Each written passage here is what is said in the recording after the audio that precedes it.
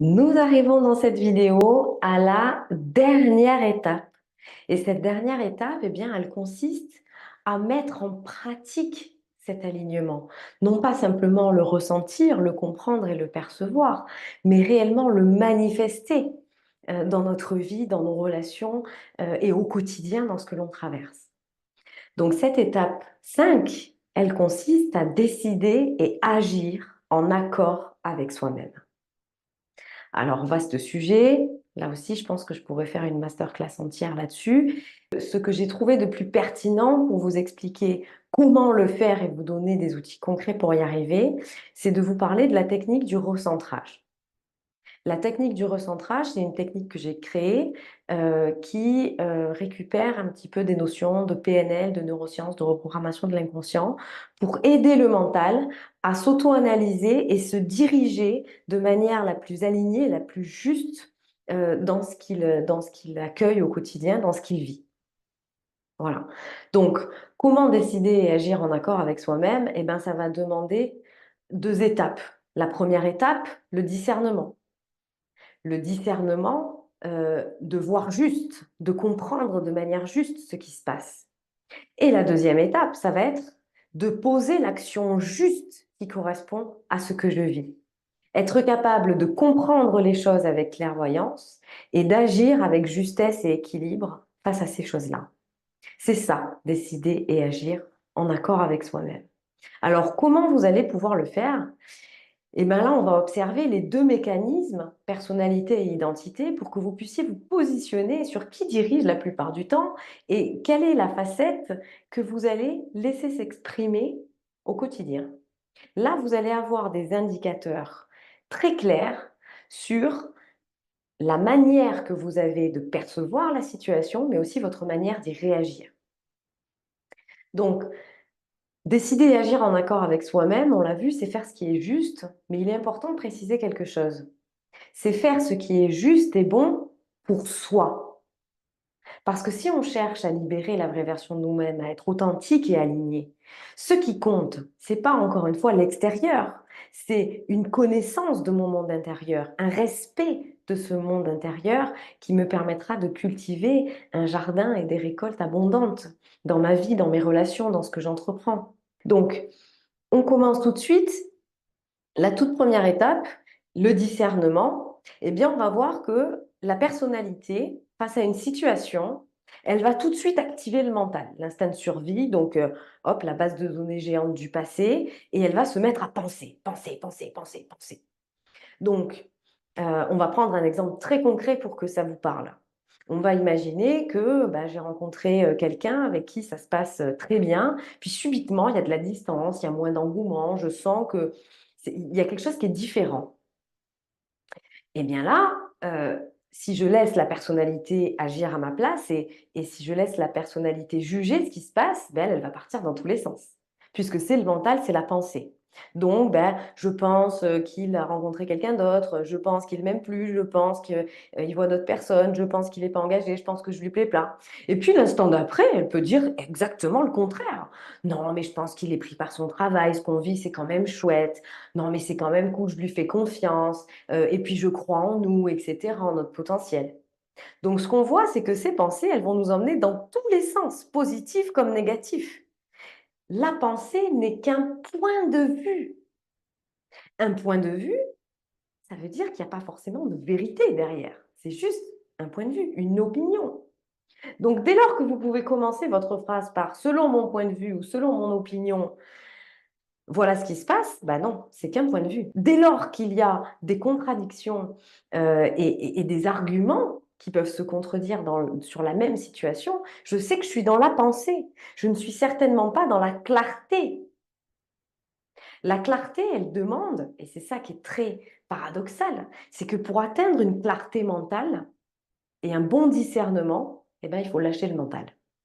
Et il faut se recentrer sur nos ressentis, sur notre cœur, sur nos émotions. Comme je vous l'ai dit, nos émotions, c'est notre boussole intérieure. C'est des panneaux qui nous guident sur ce que l'on doit faire, sur ce qui est juste, sur nos limites, sur ce qui nous effraie, sur les choses qu'on a à comprendre et à faire évoluer. Donc, face à la même situation, la prise de distance dans une relation qui démarre pourtant bien, eh bien là, l'identité, elle ne va pas chercher à penser et à argumenter et contre-argumenter à l'infini sans savoir finalement et s'être complètement embrouillé le cerveau tout seul et plus savoir du tout quoi faire. Non, l'identité, elle va résonner avec le je ressens. Et le je ressens, il vous amène sur une seule piste. Je ressens de la peur. Je ressens peut-être de la distance. Et qu'est-ce que ça me génère chez moi?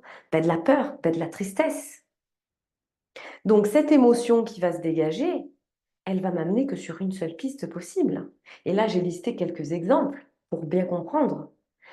Si je vais poser cette peur, je ressens de la peur, forcément, je sais de quoi j'ai besoin. J'ai besoin de comprendre ce qui se passe. J'ai besoin de me rassurer. J'ai besoin d'être rassurée et de comprendre vraiment ce qui se joue. Donc, plutôt que d'aller agresser l'autre ou ne rien dire parce que je m'auto-convainc qu'il ne se passe rien et que tout est OK, ou au contraire d'aller lui balancer à la figure je suis sûre que tu as quelqu'un d'autre, je suis sûre que bon, voilà des pics que ce soit dans le négatif ou le positif hein, et que je l'ignore ou que je l'enterre ou que je me voile la face, en fait c'est la même chose. Là je vais être capable d'aller déposer à l'autre quelque chose de vrai et quelque chose d'incontestable parce que tous ces arguments-là ils sont contestables. La personne peut vous contredire. Ah, je pense que tu vois quelqu'un d'autre, je pense que tu n'es pas fiable, que tu n'es pas honnête, que tu n'es pas prêt à t'engager. Et l'autre, il peut dire non, pas du tout, c'est pas du tout ça. Et là, on fait quoi? On se rend compte que notre discernement, il n'est pas bon, que notre manière de voir les choses, elle n'est pas bonne. Donc, à terme, ça va nous amener à douter, de nos ressentis à douter, alors qu'en fait, c'est juste qu'on a, dès le départ, pas eu la bonne vision sur ce qui se joue. On a essayé d'avoir une vision rationnelle sur quelque chose qui nous touche émotionnellement. C'est là où il y a un petit bug. Alors que si je vais déposer à l'autre je ressens de la peur par rapport à la distance qui s'installe entre nous. Est-ce que c'est en rapport avec moi et ce que l'on vit ou est-ce que ça n'a rien à voir? Ah, là, on voit bien qu'on est beaucoup plus juste et mesuré dans notre action. On voit bien qu'on est plus dans l'alignement de ce que l'on ressent, de ce que l'on pense, qu'on n'est pas guidé soit par la peur ou la négativité, soit par au contraire, je me voile la face et je reste dans l'illusion que tout va bien. Voilà. Là, pour la deuxième étape, l'action juste aussi, il y a un mécanisme qu'on va pouvoir trouver. Si je suis dans la pensée, ben, comme je pense qu'il prend de la distance, ben, il faut ou je dois, ça va être l'injonction, c'est-à-dire que je vais mettre mon cerveau dans une position où je vais lui faire croire qu'il n'a pas le choix et qu'il doit faire absolument quelque chose. Donc en fait, je mets d'entrée mon cerveau dans la contrainte. Et ça, le cerveau, il n'aime pas du tout. Parce que cette contrainte, du coup, c'est qu'il va la transposer sur le monde extérieur. Il va aller l'imposer à l'autre. Il faut que tu m'expliques clairement pourquoi tu as mis de la distance. Je dois tout faire pour me rassurer. Donc peut-être que je dois aller fouiller son téléphone. Peut-être que voilà. Ce il faut, je dois, il va certainement pas nous amener sur ce qui est le plus juste et le plus aligné pour nous. Il va nous amener sur la piste que la pensée a choisie. Donc si la pensée elle est négative et qu'elle projette quelque chose de mal envers nous, eh ben, mon action, elle sera orientée sur quelque chose de toxique aussi. À l'inverse, si la pensée, elle reste positive, oh non, ben, je pense qu'il n'y a rien, que tout va bien, ben, là aussi, je vais absolument rien faire. Et donc, du coup, ben, je vais aussi être dans la toxicité.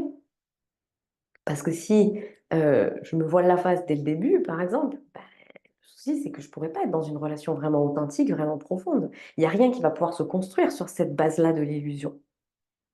Alors qu'avec le je ressens, automatiquement, on est connecté à soi. Donc, on va pouvoir décider pour soi. Et là, on ne met plus le cerveau sous contrainte, il faut, je dois, hein. C'est je décide. Et là, je prends la pleine responsabilité de mon émotion. Et on l'a vu dans les cours précédents, prendre sa responsabilité sur ses émotions, c'est être conscient que ce qui se passe à l'intérieur de nous, c'est pas l'autre le problème. Ça révèle quelque chose chez nous qu'on doit équilibrer, qu'on doit venir éclairer avec une autre lumière, avec une autre conscience. Donc par exemple, je ressens de la distance et ça m'inquiète, je décide d'aller lui en parler. Donc ce qu'on voit, c'est que si je veux agir et décider en accord avec moi-même, ça va se jouer à l'intérieur de moi. Parce que le résultat, on le voit bien ici. Le résultat, c'est que là, comme il y a pas mal d'options, ben là, il y en a tout autant. Donc la probabilité pour que je choisisse, la bonne porte, elle est énorme. Imaginez que chaque pensée, c'est une porte et que ça représente une possibilité. Mais combien vous allez devoir en ouvrir avant de tomber sur la bonne porte? Avec cette technique, vous réduisez le champ, là, au lieu qu'il y en ait 10, il n'y en a plus qu'une de porte. Donc là, vous êtes sûr que c'est bien celle dans laquelle il faut entrer. Donc le résultat, vous le maîtrisez aussi beaucoup mieux. Là, le résultat, bah, il sera positif ou négatif, mais quoi qu'il arrive, ben, vous ne pourrez pas le maîtriser, vous pourrez pas il n'y a aucune maîtrise là-dessus.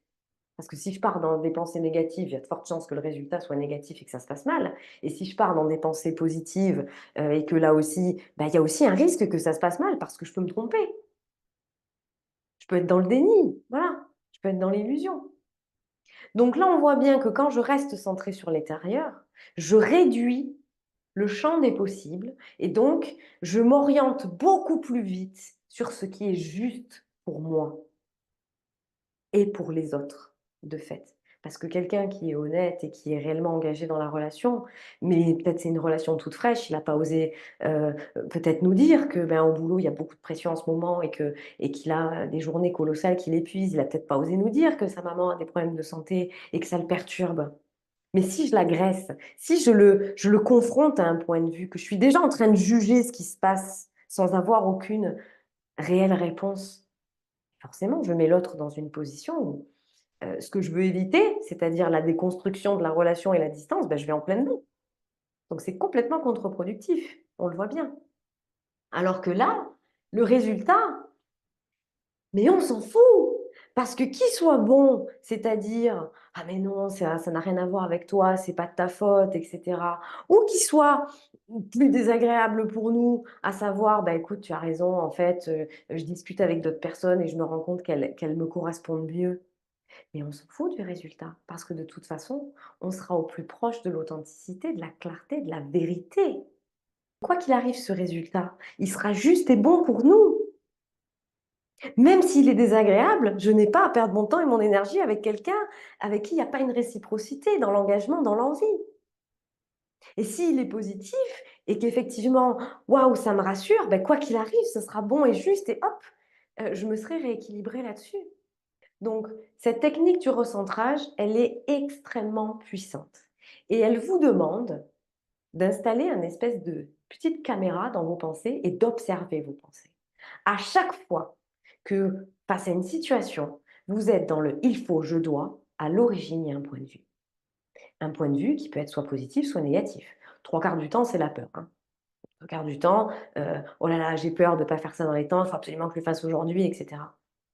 Et là, on va voir qu'à un moment donné, on ne s'écoute pas, on n'est plus connecté à soi. On est connecté à ses peurs, à son mental, on est connecté qu'à la partie rationnelle de nous, donc on est coupé de notre émotionnel, coupé de ce qui définit notre équilibre et de ce qui le nourrit.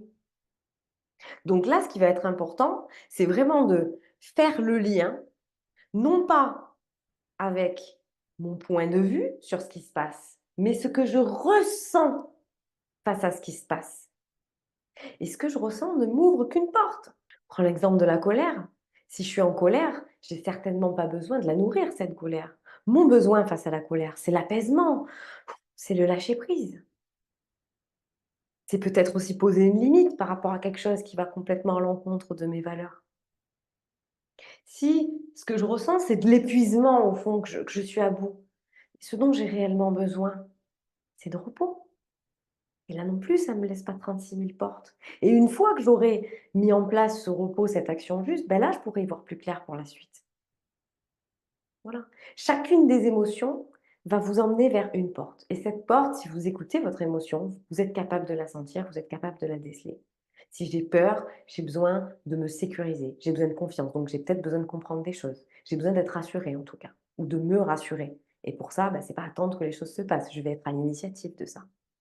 C'est accepter la légitimité de ce que je ressens, parce que si je le ressens, c'est qu'il y a quelque chose à faire à l'intérieur de moi avec ça et c'est certainement pas l'enterrer ou l'exploser, sur les autres. Voilà. Donc cette technique du recentrage, je vous invite à l'utiliser au maximum dans votre quotidien et à portez vraiment cette attention, vraiment observez vos pensées. À chaque fois que vous allez être dans le il faut, je dois, hop, hop, hop, hop, hop, hop, stop. Qu'est-ce que je ressens là tout de suite? Je ressens que c'est pas ma priorité en fait, je suis épuisée. OK, je vais faire plutôt ça après. À chaque fois qu'une situation, vous touche et que vous commencez à partir, waouh, dans le Spielberg mental, à vous imaginer, 50 000 choses ou à refaire l'histoire 50 fois, hop là, non. Ce que je pense n'a aucune importance. Ce que je pense sera forcément le reliquat de tout ce que j'ai vécu dans le passé, donc ça sera forcément calé sur une expérience que j'ai déjà vécue. Mais là, je suis plus dans cette expérience-là, je suis dans celle-là. Je suis pas là pour revivre mon passé en boucle. Donc qu'est-ce que je ressens? Qu'est-ce qui est juste? Et là, je suis capable de poser l'action juste qui va avec et du coup, bah, je suis capable de mieux maîtriser aussi le résultat. Voilà, parce que je ne suis plus accrochée à un résultat, soit me rassurer, soit me faire plaisir, soit au contraire me défouler sur quelqu'un, ou exploser. Non, là, mon résultat, il sera forcément orienté vers ce qui est juste et bon pour moi. Voilà. J'espère, que j'ai été claire sur cette technique du recentrage et que vous allez réussir à la mettre en pratique au maximum parce qu'en faisant cette technique, vous allez véritablement apprendre à votre mental et à votre cerveau à casser ces mécanismes de pilote automatique en lui apprenant un mécanisme d'alignement. Et comme on l'a vu, tout ça, ça se joue dans l'inconscient. Donc si je viens pas à un moment donné mettre une présence, mettre une observation sur ce qui se passe dans ma tête, ben, je vais garder ce pilote automatique. Et ma clarté mentale, mon discernement et l'action juste que je dois trouver dans ce que je dois faire, l'action alignée, équilibrée, je vais pas la trouver. Donc cette méthode-là, si vous l'utilisez, heu, vous allez très vite voir que votre cerveau, au bout d'un moment, ça va devenir un automatisme. Et c'est là où vous allez progressivement sentir une transformation intérieure profonde, parce que là, vous serez complètement connecté à votre monde intérieur, complètement connecté à votre intuition, à vos ressentis, à ce que vous êtes vraiment. Donc, pour résumer, le «je pense» est désormais remplacé par «je ressens» et le «il faut, je dois» n'existe plus, il est remplacé par le «je décide». Cette technique, elle est là pour vous rendre le pouvoir sur vos pensées et sur vos actes et pour vous aider à voir ce qui sera le plus juste et le plus équilibré pour vous et pour les autres. C'est ça, décider et agir en accord avec soi-même. C'est tout pour cette vidéo. Je vous dis à la prochaine.